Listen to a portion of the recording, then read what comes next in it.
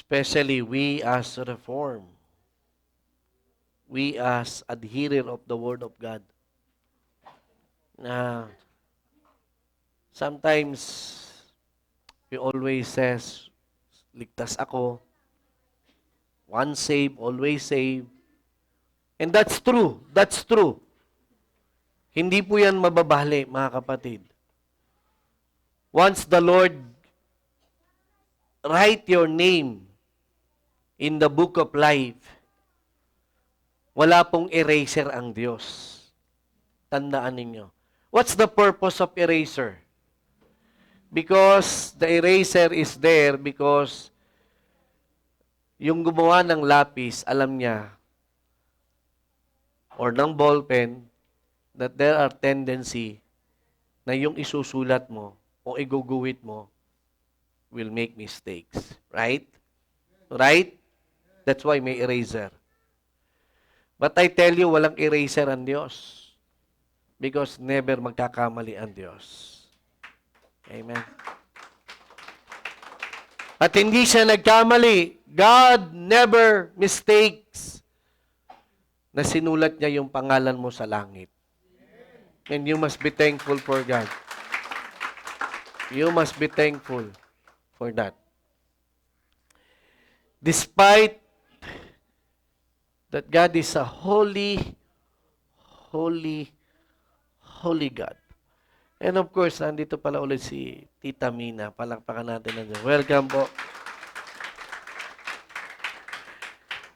Again, sa kabila ng napakabanal na kung tutusin, words cannot describe the holiness of God.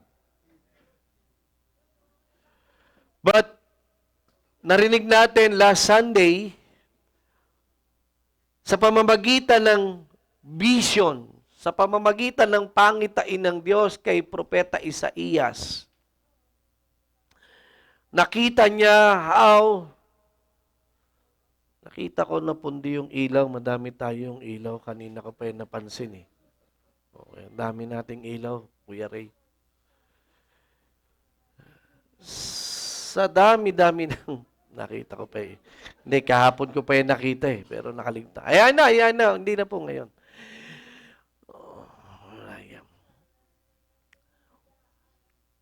Sa pangitain, ay ipinakita ng Diyos kay Propeta Isaías how the holy angels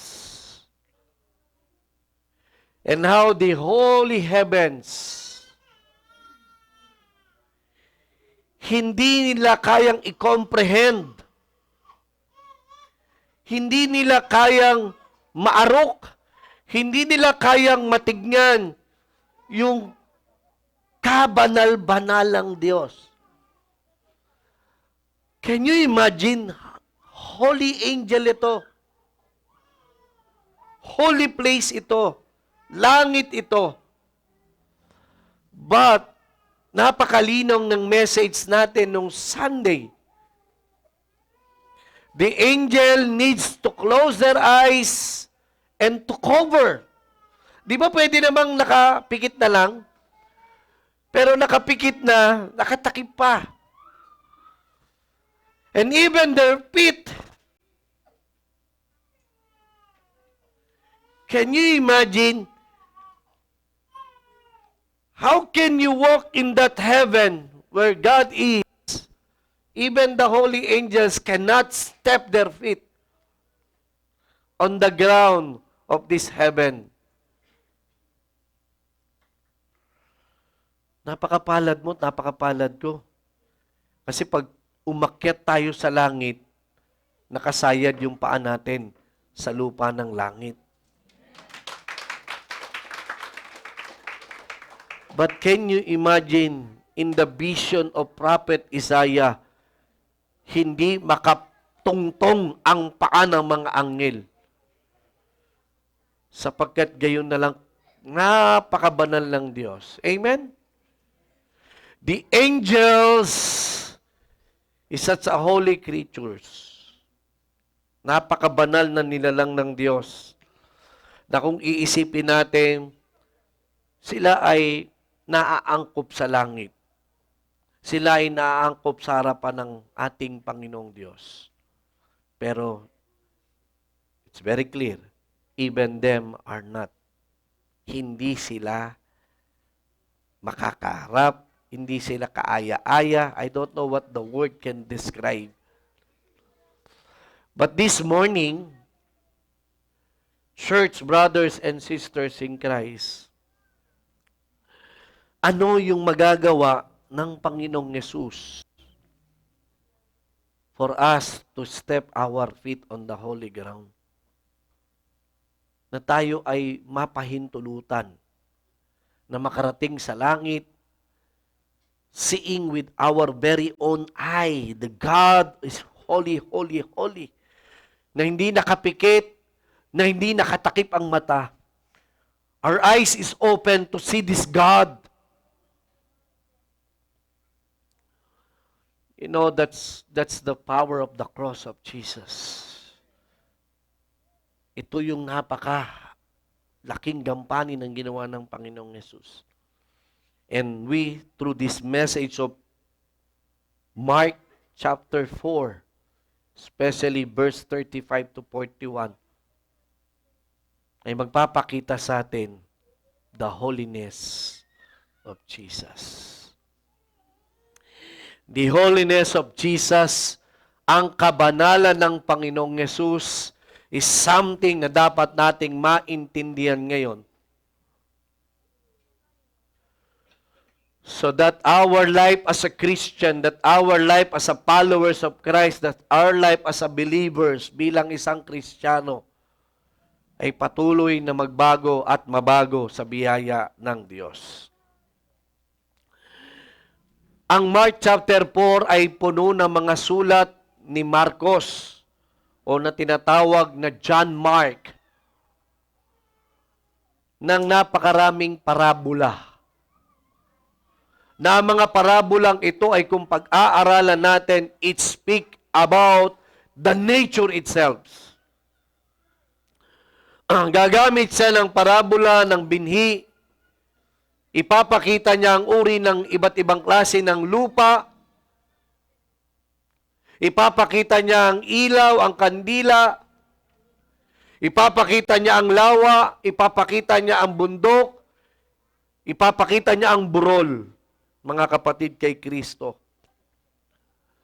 Ano ang kinalalaman nito sa mensaheng ito sa ating lahat? Especially, itong 35 to 41 of verses is very famous. That Jesus is sleeping in a pillow habang sila ay naglalayag sa karagatan ng Galilea. Or they call it the Sea of Galilee. Maraming tagpo mababasa kayo sa Bible that Jesus sumasakay sa bangka kasama ng kanyang mga disciples. Amen? Have you read many scriptures in the Bible? May tagpo na susunod siya doon sa bangka, pero naglalakad siya doon sa babaw ng tubig. May mga pagkakataon na siya'y sasakay sa bangka at uupo at mangangaral. And this time, Mark, si Juan Marcos ay nag-describe na si Jesus ay tulog. Natutulog at take note, may unan pa. Church, brothers and sisters in Christ, what is this?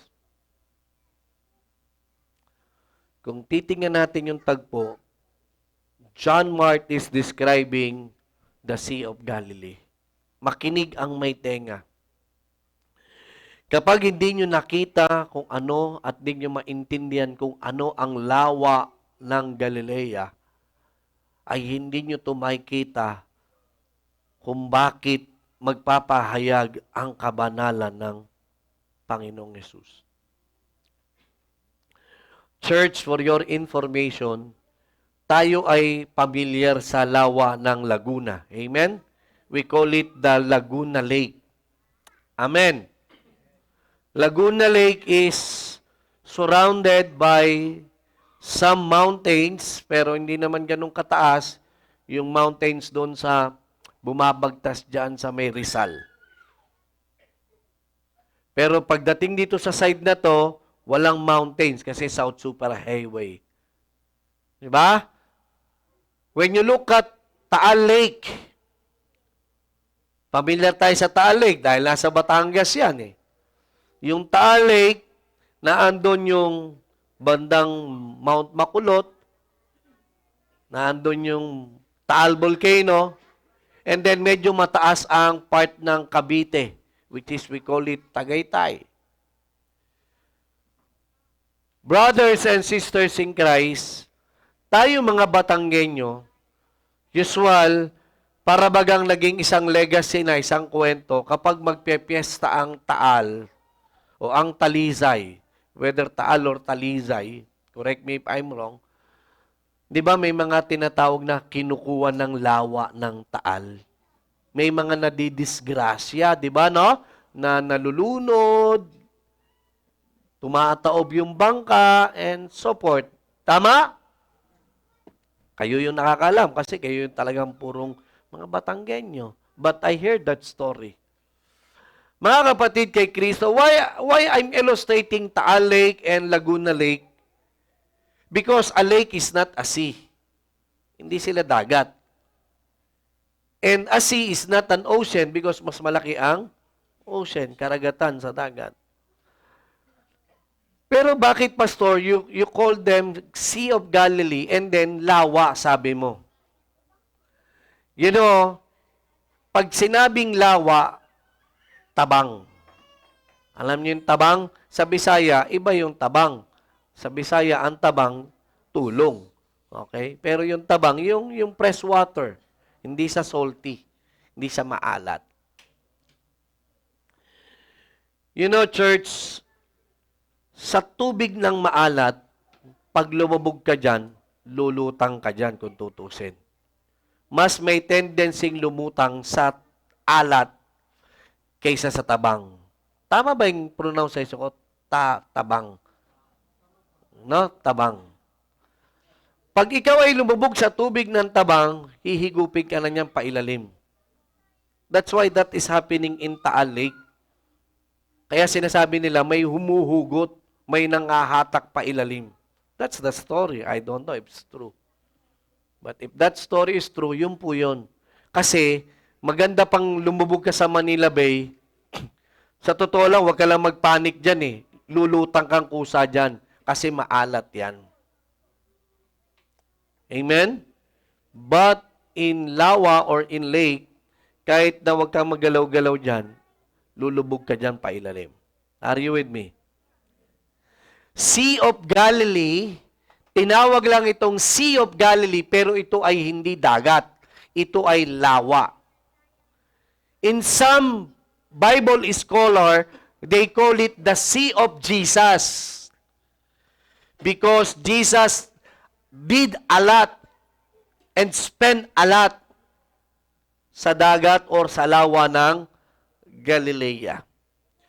Church, brothers and sisters in Christ, ang lawa ng Galilea or the Sea of Galilee, for your information, ay kahit hanggang ngayon ay buhay po yan hanggang ngayon. Yan ay napapaligiran both sides ng matataas na mga bundok at burol. Church, from left to right, ito ay napapaligiran ng matataas na bundok. And for your information, kapag ang mga hangin na nandyan sa itaas ay hindi nyo lang yan napapansin na napakalakas ng current niyan. Pero dahil sa mga bundok na ito, dito tumatama ang hangin sa mga bundok, that it will just flow up or down. Ang hangin ay pwedeng pumunta pataas o pumunta pababa.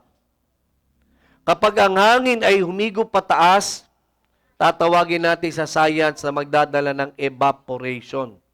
Na ang tubig sa lawa ay dadalhin niya at magkikreate ito ng ulap at pagkaulan. Pero kapag ang hangin ay pumababa, sigurado ang alon ay tiyak na tataas. My brothers and sisters in Christ, hindi katulad ng dagat, hindi katulad ng karagatan, that there are times ang mga seaman, never they see a land for an hour or for a days. Nakukuha niyo po ako? So I am describing you so that you can connect the holiness of Jesus. Because there are a lot of preachers and teachers, ang tinuturo dito, it's about faith.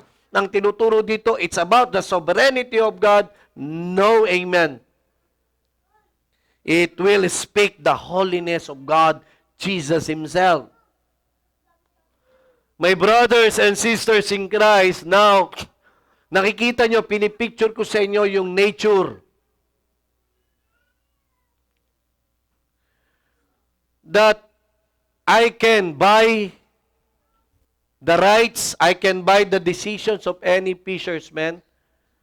I can buy a big boat at kaya kong suhulan yung kapitan ng bangka na pumunta ka sa kanan, imbis na ang biyahe mo'y pakaliwa. But I tell you, never kong masusuhulan ng hangin at ang alon. Amen. None. I cannot. You cannot. We cannot. Church, for your information, the Sea of Galilee is very famous in those fishermen in their time. Kinakatakutan nila yung Sea of Galilee because the nature of this is unpredictable. Some of the theologians says this is a violent lake. Unpredictable lake. Why? Sometimes akala mo walang alon, mapayapa. So maglalayag ka, mangingisda ka. And all of a sudden, the wind will come at wala siyang pupuntahan yung hangin dahil ito'y napapaligiran na matataas sa bundok. So it comes up, it comes down, and it will kill you most of the time, in their times. Dito nyo makikita that this nature is so powerful. Are you with me? Pinapakita sa atin ng Biblia na ang Sea of Galilee ay dapat nating aralin muna so that we can know who is this or what kind of location is this. Sinong kasama ni Jesus sa bangka? My brothers and sisters in Christ, majority of them are fishermen. Amen. If they are fishermen, then definitely alam nila yung Sea of Galilee. And naniniwala naman ako siguro, baka 99% na mangingisda marunong lumangoy. Pero hindi ko pwede sabihin lahat ng mangingisda marunong lumangoy. Kasi may mga mangingisdang hindi marunong lumangoy. Are you with me? So, ibig sabihin, yung kasama ni Jesus ay majority ay mga mangingisda. They know the sea and they know how to swim. And they know anytime the sea is a violent sea or lake, we call it, then anytime it can cause trouble to them. Church, are you with me? But all of a sudden, who is the third character in this story? Our Lord Jesus. Anong ginagawa ng ang ating Panginoon? He is sleeping. In NIV, sinabi doon, may pilo. Unan. Sa ibang salin, hindi naman literal na pilo, kundi mayroon siyang sinasandigan, mayroon siyang pinapatungan ng kanyang ulo. But it means Jesus is sleeping, relax. Very relaxed siya. And church, in verse 35 to 41, there are two words that was been repeatedly says. Sa ibang salin, they fear. Sa ibang salin, they tremble. Sa ibang salin, they are terrified.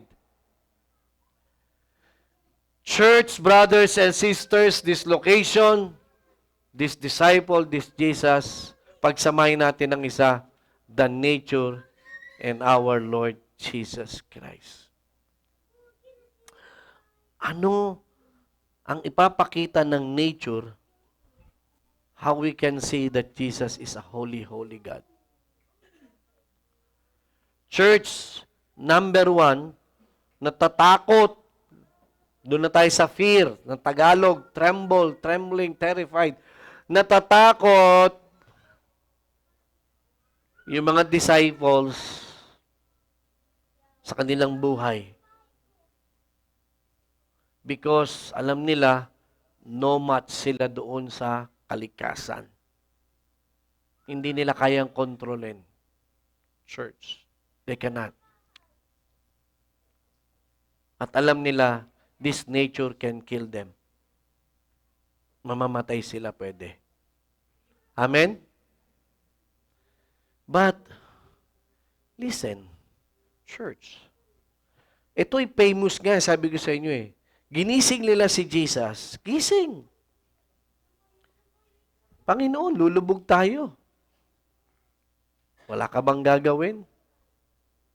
And then Jesus stood up and he just commanded the wind and the waves.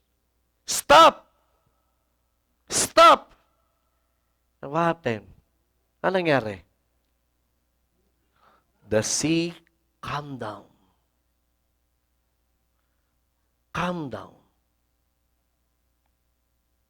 At very famous, ang susunod na sasabihin ng mga disipulo na binabasa, at sila'y nagimbal, sila'y natakot. Kanino na sila natakot? Hindi na sa nature, kay Jesus. And they says to one another, sino ito? Who is this man? Yet even the waves and the wind is following or bowing.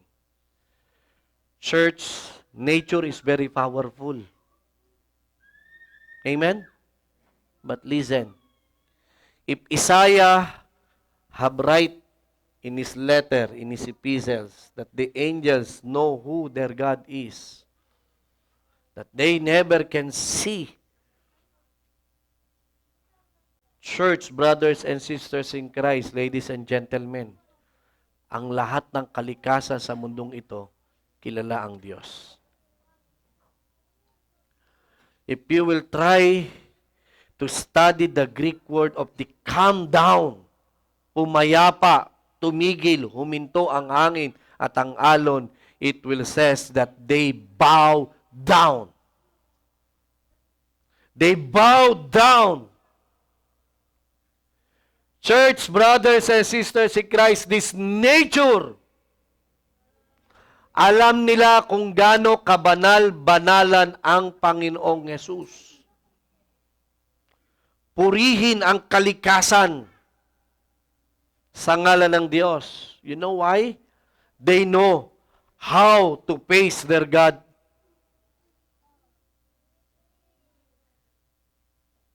Walang sinasanto yung kalikasang hangin at alon.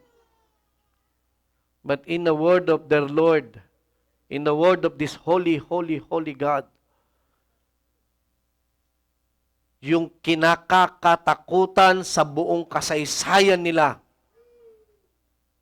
ay nakita nila at na-witness nila. At sila'y natakot pare-pareho. Because nakita nila ganoon kabanal-banalan ang Diyos na ito. And who is that? That is Jesus. Church, hindi lang doon nagtatapos. Makikita natin, nang una silang natatakot ay sa kalikasan at buhay nila. Now, can you try to imagine? In that moment of that time, they realize kung sino yung kasama nila sa loob ng bangka.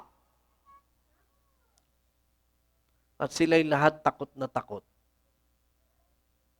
Sila'y takot na hindi na sa kalikasan, kundi kung sino yung kasama nila sa bangka.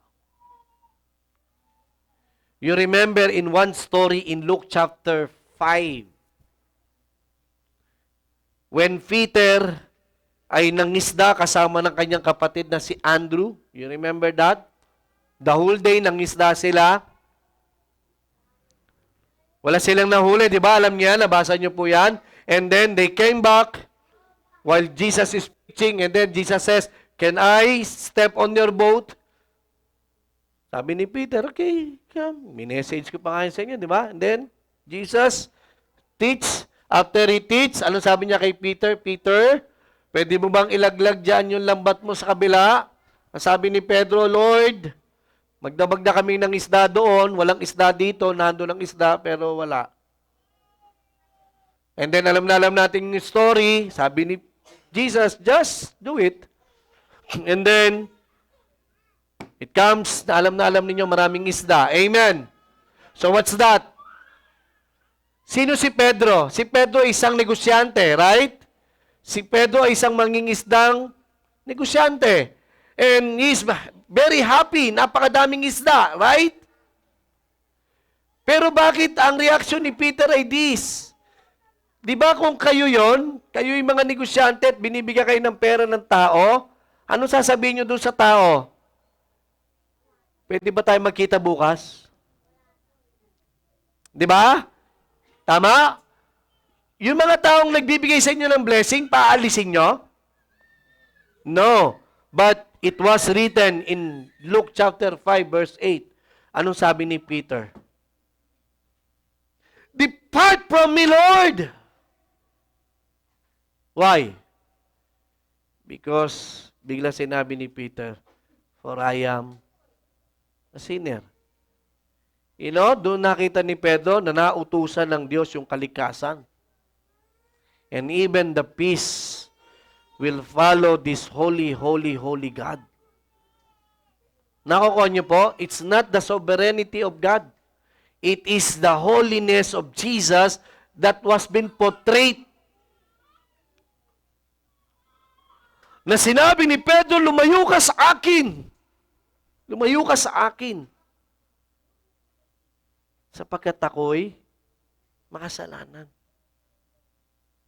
Are you with me? And there is another story that Peter, after the resurrection of Jesus, nangingisda sila ulit ng kanyang tropa. And all of a sudden, Jesus appeared in the boat. Anong ginawa ni Pedro ngayon? Sinabi ba niya, "Lumayo ka sa akin"? Alam niya, hindi siya lalayuan eh. Anong ginawa ni Pedro? Nabasa niya yan? Anong ginawa ni Pedro? Lumundag na siya sa dagat. Lumundag na siya sa dagat kasi hindi niya na gustong makasama ang napakabanal, banal na Jesucristo. Are you with me? The nature itself speak to us. At iisa ang tugon sa kwento. Lahat sila nagkaroon ng holy fear. Holy fear. Nagkaroon sila ng banal na takot. Sapagkat alam nila from their mind to their heart, to their body, to their spirit, who Jesus is. Amen. The wind and the waves, after they fear the Lord, they bow down.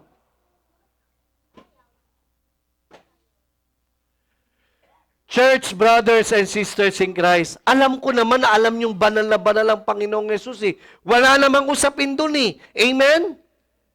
But I am just trying to explain this scripture because we need to see how they applied who their God is.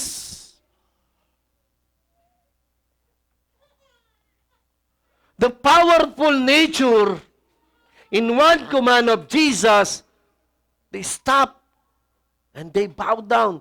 Natakot yung kinatatakutan. Can you imagine yung kinakatakutan, natakot? And the 12 disciples, nagkaroon ng takot. Si Pedro ilang beses nagpakita sa ganun tagpo na takot. Church, do you agree Jesus is a holy, holy, holy God? Amen? Can I hear you? Can I hear you? Then, how about you? Meron ba kayong banal na takot sa Diyos? And this is the message. The nature know who Jesus is. The 12 apostles know who Jesus is. And the first reaction is to have fear. Lahat ba talaga tayo may banal na takot sa Diyos? Or, kamusta ka nung pumunta ka ngayon sa church? Parati ko itong sinishare sa devotion time. Kamusta kayo pag pupunta kayo sa church every Sunday? Do you believe this is a holy place? Do you believe this is a holy ground? Amen? Do you believe that Jesus is in us right now? Kamusta kayo? Kamusta kayo nung papunta kayo dito? Kayo ba yung tipong nagmamadali, late na tayo, magalit si pastor? Hello? Natakot kayo kay pastor? Uy, nag-devotion ka ba? Tatanungin tayo mamaya ni pastor. Natakot ka na naman kay pastor!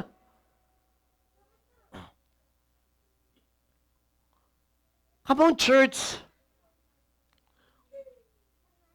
Nawa, kada pupunta kayo dito by Sunday, takot na takot kayo. Hindi kay pastor. Takot na takot kayo kasi papasok kayo sa bahay ng banal na Diyos.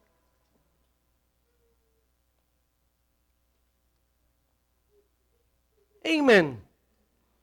Sorry for the word. Mahirap yung mga taong late sa church. Hindi nyo na maiisip yan na matakot sa Diyos. Ang iniisip nyo yung oras. The nature, the apostle itself, when they know, they realize there is Jesus, they fear, they bow down. Because they know they will die.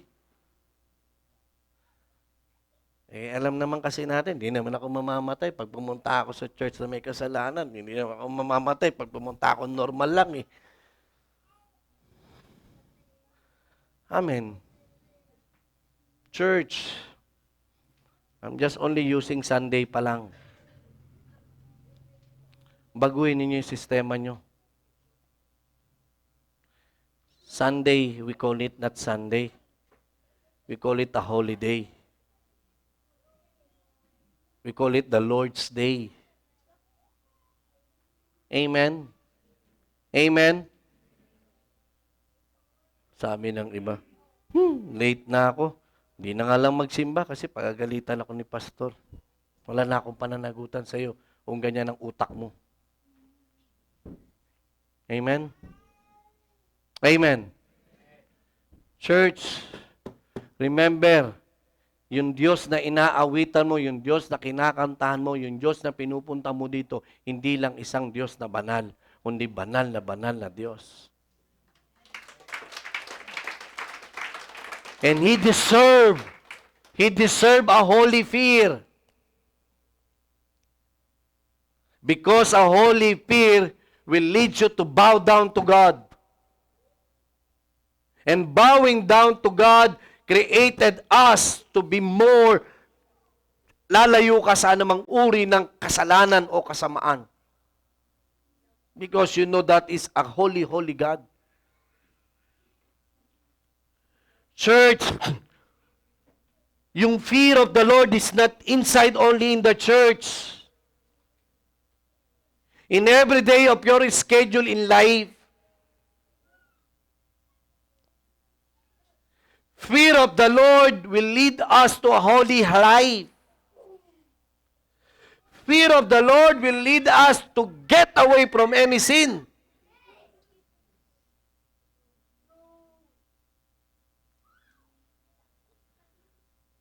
Kamusta tayong lahat dito? Kamusta kayo na mga nasa live? Nawa naiisip ninyo araw-araw kasama nyo ang Diyos.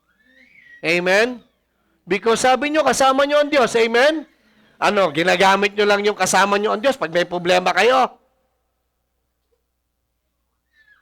Pero pag gagawa kayo ng katarantado at kasalanan, hindi nyo kasama ang Diyos. Nasa langit lang ang Diyos. But no amen. No amen. Is God is with you all the time? Then fear the Lord. Fearing the Lord will make your life holy, sabi ko. Fear of the Lord will make you to get away from any sin. Amen. Diba? Matakot kayo. Matakot kayo. Sapagat ang Diyos nyo ay hindi Diyos-Diyosan. Ang Diyos nyo ay totoong Diyos. Na ayaw sa kasalanan. Can you imagine this holy God, this Holy Spirit, or this holy angel, I mean? They're holy angels. Can you imagine this nature? Walang kasalanan yung nature na yan. Ika nga, may case silang umarap sa Diyos. Pero hindi nila magawa. Because their holiness can never compare to the holiness of God.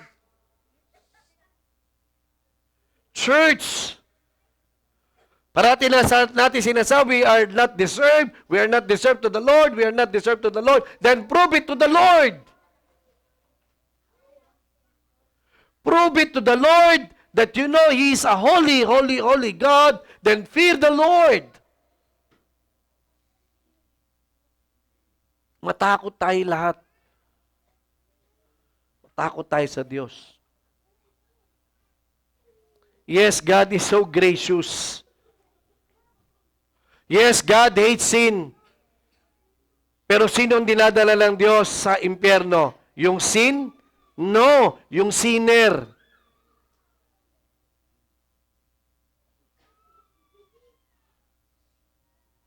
This is a message for every one of us. Kung ang nature at ang disciples ay natakot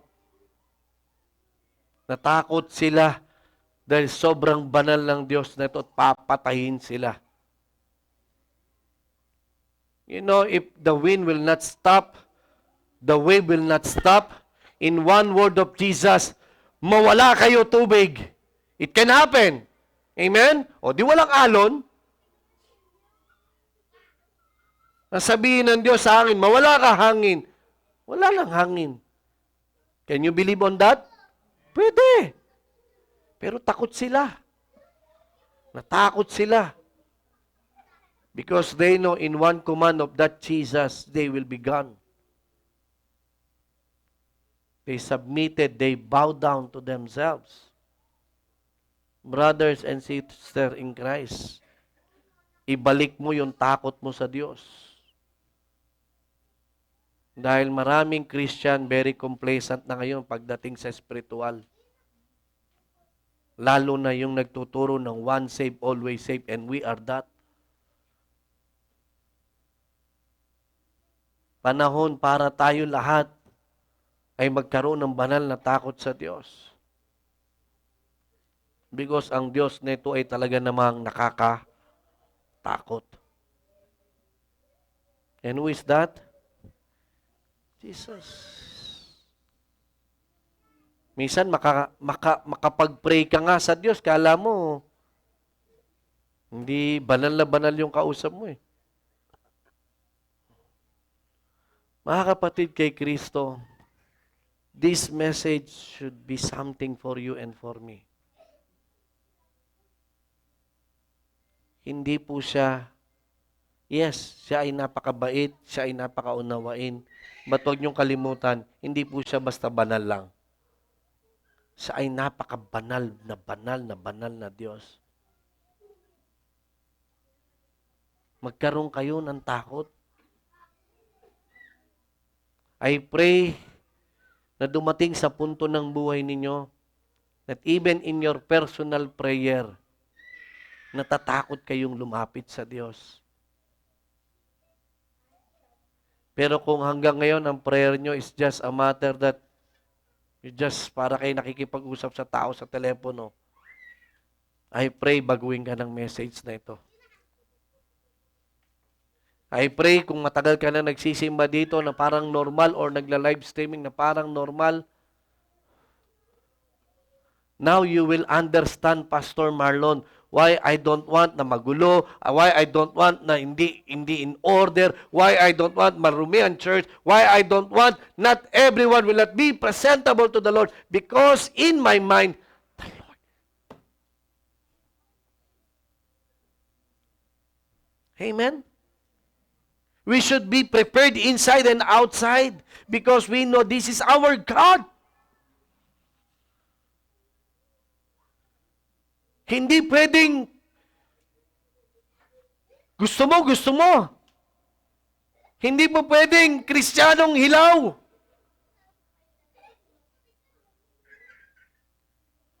One member in the church, I will not mention the name of the church, bagamat marami na nagsabi nito. Sabi nila, napapanood namin po kayo sa live, Pastor, sometimes in replay. And how we decide, and we are very thankful that we belong to Lighthouse. Sabi ko, bakit po? Kasi ang tapa mo magsabi, kung ayaw nyo din naman sumunod sa mga salita ng Diyos at sa mga turo ni Pastor, umalis kayo ng simbahan. And I don't care kahit isang member ko. Sabi nila, we admire that, Pastor, because you are really teaching your people in Tanawan. And they are from Lighthouse. And some are not from Lighthouse. Are you with me, church? Mga kabataan, remember, your God is a holy, holy, holy God. Kasama ninyo araw-araw. Sinabi ko na ito nung Sunday, another words that I will repeat, don't play games with God. Baka magulat ka, patayin ka ng Diyos bigla. At makita mo sarili mo sa impyerno. Or hindi ka naman papatayin ng Diyos bigla, pero baka pahirapan ka ng Diyos. Because you don't take serious who is God, who is in you, who is in me. Amen?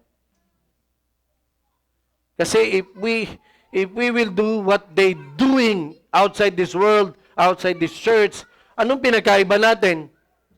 Nagpalit ka lang ng religion, hindi relation.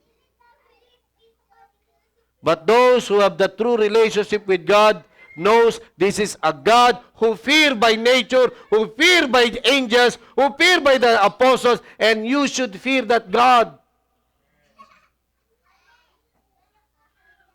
And the more you fear Him, the more you will have a holy life. The more you fear Him, the more you will hate sin.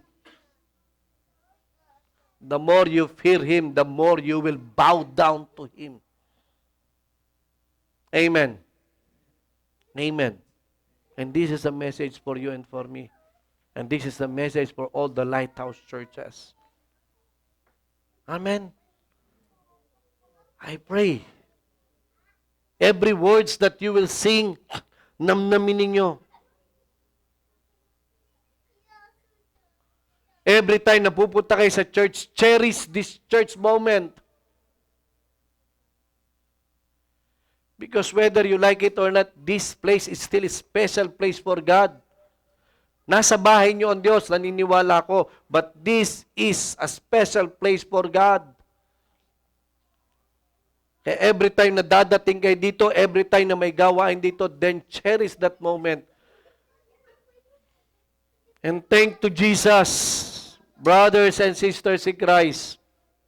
Naalala niyo yung sinabi ko kanina, the angels cannot step their feet in the holy ground. Pero tayo, nakakatungtong tayo anytime dito sa literal na simbahan. Nakakatungtong tayo na spiritual holy ground kapag nakipag-usap, nakipag-niig tayo sa Diyos. Nang para bagang ganun na ganun tayo. Yes, ganun na ganun tayo sa Diyos because of Jesus. Pero wag niyong kalilimutan, kahit ganun tayo sa Diyos, siya pa din ay set apart, means holy, holy, holy God. Amen? And make this message change you. Change you. Amen? To God be the glory. Tumayo kayong lahat. Hallelujah.